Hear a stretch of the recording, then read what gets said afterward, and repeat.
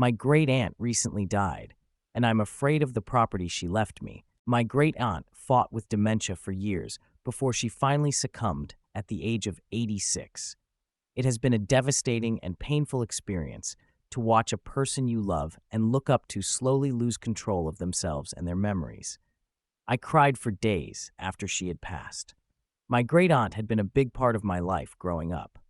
Since I was a little kid, she owned a small farm in East Tennessee. Some of my best memories as a kid was helping her pick green beans and planting tomatoes in her fields. I always snacked on a few beans while picking, and she would pretend not to notice. She would say we were twin souls because we were so alike, even born on the same day, July 13th. She had also been the first one to start using my correct pronoun and chosen name, let's say April. I won't go into too much detail on where her farm is located, but a quick Google search of any small towns in Appalachia should give you all the details you need. I do want to have some semblance of privacy while I post on the internet, where everything lasts forever. To be honest, my great-aunt dying was just the cherry on top of my already shitty luck this year. I had just caught my girlfriend of 5 years cheating on me. It had been a shocking, brutal reality to come to terms with. In the span of a few short weeks, I had lost the two most important people in my life. I couldn't stay stuck in that apartment with my ex, so I paid to break the lease. I learned soon after her death that my great-aunt had left her small farm to me. I'd been both relieved and shocked when I got the news. My living situation had now become one less issue I had to deal with at the moment. I moved into her old farmhouse before the ink had dried on all the paperwork. This place needed a lot of work. Even before the disease had taken its course, my great-aunt had been a hoarder. It started out small. Tables, countertops, and every other available space were filled with mail and various toys or books she would buy from the Dollar Tree. Then it started to spill into other rooms. Her kitchen was the worst part of the house because she refused to throw away any food. She kept everything past its date, even kept rotten food. That sweet, musky scent of mold and decay became a permanent fixture in the farmhouse as I visited over the years. Still, this place means so much to me. It's where I would hide away summer after summer from my parents' rocky marriage and eventual divorce. No matter how littered and dirty the farmhouse got on the inside, the property was surrounded by beautiful deciduous trees that turned brilliant shades of orange, yellow, and red in the fall, and the Smoky Mountains. We would sit outside for hours sipping tea while my great-aunt came up with stories to tell me. It meant a lot to me to be able to fix the place up and call it my own. I felt closer to my great-aunt here. Some of the aching emptiness her death brought cleared away when I sat on the now rotting porch. It's going to take a lot of paperwork and working with city officials to get this place back up to code. My mother originally planned to stay here and help me as well, but she took a nasty fall and ended up breaking her ankle. So it's just me up here. I'm busy, either cleaning, running errands, or talking on the phone with local farmers to buy up some of the older equipment still left on the property. Despite the ache in my bones from constantly being on the run, I really welcomed the distraction from other parts of my life I didn't want to address. Sometimes, I caught myself pretending to be cleaning up the farmhouse for my great-aunt to move back in. I don't know. Grief has a weird way of manifesting. I think trying to avoid my failed relationship and great-aunt's death is causing the nightmares. I've been focusing on the most important parts of the house to get back in working order. The kitchen, bathrooms, and the guest room I'm staying in. I've cleaned a path allowing me to maneuver to and inside those certain spaces. In my dreams, I am always sleeping in my great-aunt's room. Her room is clear of everything except the wireframe bed I'm sleeping in. This is how I recognize that I'm asleep because I haven't begun to touch it. Her room has a window to the left side of the bed with a giant tree outside. It used to have a rope swing before the whole thing had begun to rot. I'll jump awake to the sound of scraping on the glass window pane. The mattress is bare and itches my skin. The bare branches of the tree brush up against the window. This and the howling of the wind are all I can hear. Then, a small creak catches my attention in the corner of the room. My body is heavy as if weighed down with sandbags. I can never move. My eyes dart around in response to find the source of the noise. It is impossibly dark in that corner. I start to think my eyes are playing tricks on me as a body slowly comes into focus. Long, tattered gray hair tangles against rotting skin. The woman was naked. Her body was bloated and oozing liquids I can't identify, but can definitely smell. It causes my eyes to water as the somewhat familiar scent of sweet rot and damp earth assaults my senses. The woman takes a step forwards, causing her sagging breast and lumpy body to shudder and contort as if not completely under her full control. This woman was my great-aunt, naked and decaying before my very eyes. Her eyes were large and had a milky cataract look to them. They were dark and sunken into her skull. Gone was the woman who brought light and happiness into my world. There was nothing here now but a terrible fear and a darkness that seemed to sink into my very soul. I could do nothing but watch her draw closer and closer to my frozen form. As she stepped into the silver moonlight, a long, black shadow crept behind her. It stretched across the ceiling and swayed to and fro without any correlation to my great-aunt's movements. My eyes followed the shadow back to the window with the tree outside. A young woman hung from a noose on the branch outside the window. I didn't recognize this woman. She was dressed in an old 1600s-style dress with an apron. Her bonnet was missing, as her dark hair obscured her face from my view. Despite the rasping breath and creaking floorboards of my dead great-aunt growing closer, I was locked into the swinging young woman. I felt that if I looked away from her, I would be swallowed by her shadow whole. Cold, rubbery fingers glided across my arms. The bed dipped, and I felt something dripping onto me. My great-aunt was in bed with me now, and still I could not look away from the young woman. Her head was moving. I thought at first it had been the wind causing it, but her head was moving the wrong way for that. The dead woman hanging on the trees was lifting her head to look at me. I screwed my eyes shut and desperately tried to will myself awake. My great-aunt grabbed hold of my chin and forced my head towards the window. I felt her reaching towards my face, and she began to try to force my eyes open to look at the woman hanging in the tree. I screamed and managed to pull myself out before I had to look into her eyes. I'm screaming myself hoarse just to try to wake myself from the nightmares. It's been 3 days straight of those dreams, and I don't think I have a voice anymore because of it. I'm so tired all the time. I think it's starting to impact how I perceive reality. Yesterday, I went to the grocery store. This morning, I awoke to everything rotting, even things I just put into the refrigerator. I had to throw everything out, hundreds of dollars worth of groceries. Was it just yesterday that I went to the store? Did I forget? I thought it was yesterday, but how did all my food rot in such a short amount of time? My days are blurring, and I'm unsure. After throwing everything out, I went out to the store. I needed to clear my head. While I was out, I got a frantic call from my mother. She had been contacted by the police after they discovered my great-aunt's grave had been vandalized. Her body was missing, and they had no leads on who was responsible. My mom wanted to come up, but I told her it was all right. I spent the whole afternoon at the police station trying to figure out what steps to take next. I'm afraid to sleep. I've been drinking coffee and other energy drinks to stay up. It's thundering outside, which does help some. The sudden crash of thunder keeps me from dozing off. Then the lights start to flicker and fizzle out. I groaned and rolled over, shuffling around for a flashlight.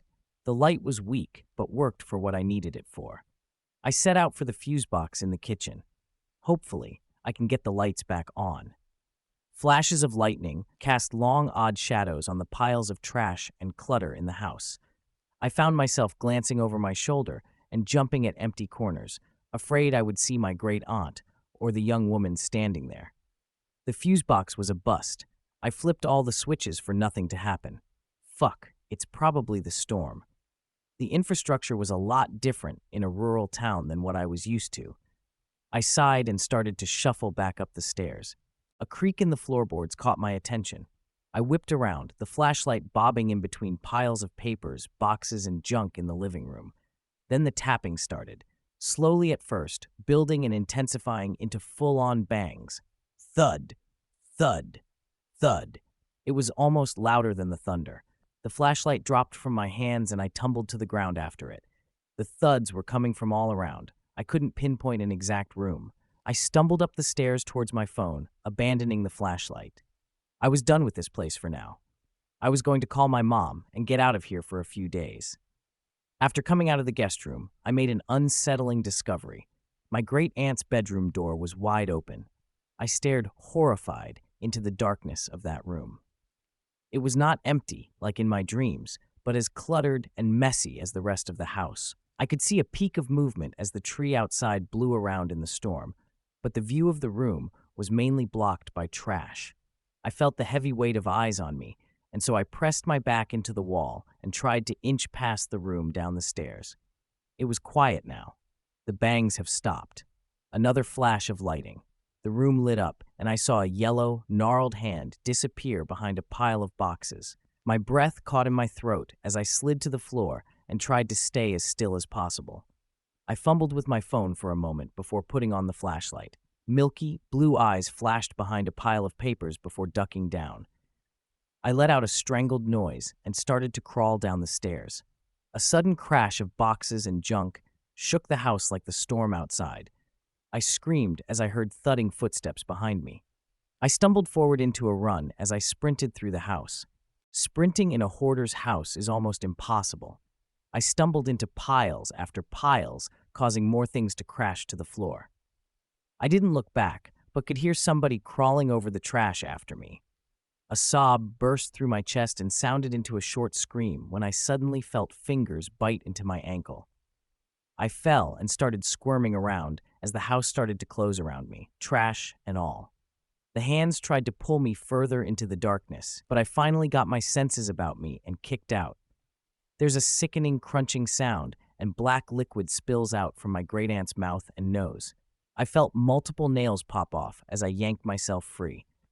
The door is so close. I push myself forward to reach the brass door handle. There is a thunderous crash and bolt of lightning. In a frightening whoosh, the large tree outside my great-aunt's house catches fire. A scream, old and inhuman, fills the house. I clutch my ears and curl up in pain. I must have passed out because I came with a firefighter leaning over me, still huddled on the floor. Ma'am, are you able to walk? The tree burned bright despite the rain. It had caught the attention of some neighbors, and they called the fire department. They couldn't put out the fire, but kept the area clear in case it began to spread. It had been a miracle that a fire that big hadn't caught the farmhouse on fire. The tree burned and burned until nothing but a gaping hole was left behind. Underneath charred roots, they found not one but two bodies buried. One had been the missing body of my great-aunt, naked and missing some fingernails. The other body was a skeleton of a young woman in tattered remains and a broken neck. Upon closer inspection, I saw there had been strange symbols etched into the roots. Some were burned away, but others were found deeper down. The more I stared at the bodies underneath the roots, the more I began to think it resembled a cage. A now broken cage where something evil might just crawl right out. I woke up to my mom talking on the phone in the living room. She's been in Japan for a week. I knew she had been in Japan for 5 days, with 4 more to go. She had called me once the day before, and today I was certain she wouldn't be home. Not for a few more days, at least. Yet I clearly heard her voice, distinct and clear, coming from the living room. It took me a few seconds to realize. I was still a bit groggy. Then I understood something was wrong. I got up hurriedly, my feet trembling, slowly making my way toward my bedroom door. I could hear my mom's voice through the small gap under the door. She was speaking quickly, faster than usual. I strained to listen to be sure I wasn't dreaming. It was her voice, but she was speaking in a language I didn't understand. I couldn't move. I didn't know if it was a dream or if I was losing my mind. I stayed there in the darkness of my room, listening. She spoke in this strange dialect, with something off about her pacing, faster and faster, almost like she was trying to set a speed record. I decided to go see. I opened my door just a crack and peered into the hallway, then pulled back to avoid being noticed. At the end, I saw my mom. She was sitting on the couch in the soft morning light, staring blankly into space. Her hair was messy, as if she hadn't slept in 2 days. But what struck me was that she was there, the phone pressed to her ear, eyes glazed over and expressionless, speaking in a language I didn't know. I didn't dare make a sound. I didn't even know if she could see me. I stayed frozen, watching this surreal scene. She didn't seem to hear me. She kept talking rapidly, and the words coming out of her mouth didn't resemble a normal conversation. It was like she was reciting something at lightning speed, but in an unknown language.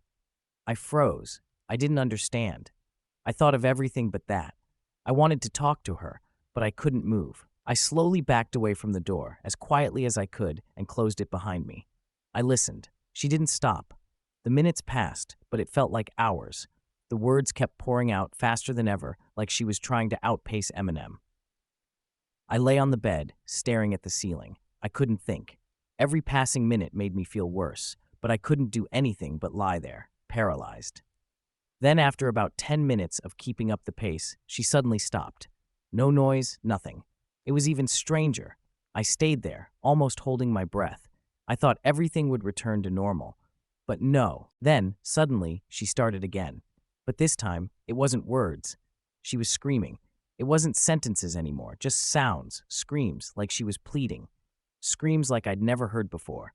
It sent chills down my spine. She kept screaming, louder and louder, as if she were in some uncontrollable panic. I couldn't move. I couldn't scream. I was stuck, paralyzed, caught between fear and confusion. I couldn't even breathe normally, as if the air in the house had become heavier. Then, suddenly, silence. Nothing. The phone stopped ringing. The door opened slowly, as if it had unlocked by itself. I moved closer, remaining frozen in the darkness, half hidden in the shadow of the hallway, watching the room. She was there, on the couch, motionless, eyes fixed in space. The phone was still in her hands, but she wasn't speaking anymore. Her lips moved, but no sound came out. It was just terrifying. There was tension in the air, as if the rest of the world had disappeared around me. The door slammed shut by itself, the loud noise pulling me out of my daze. I didn't move. I stayed there in the dim light, frozen, my eyes glued to the small space under the door where the only light came from. After what seemed like an eternity in that heavy silence, I heard her again.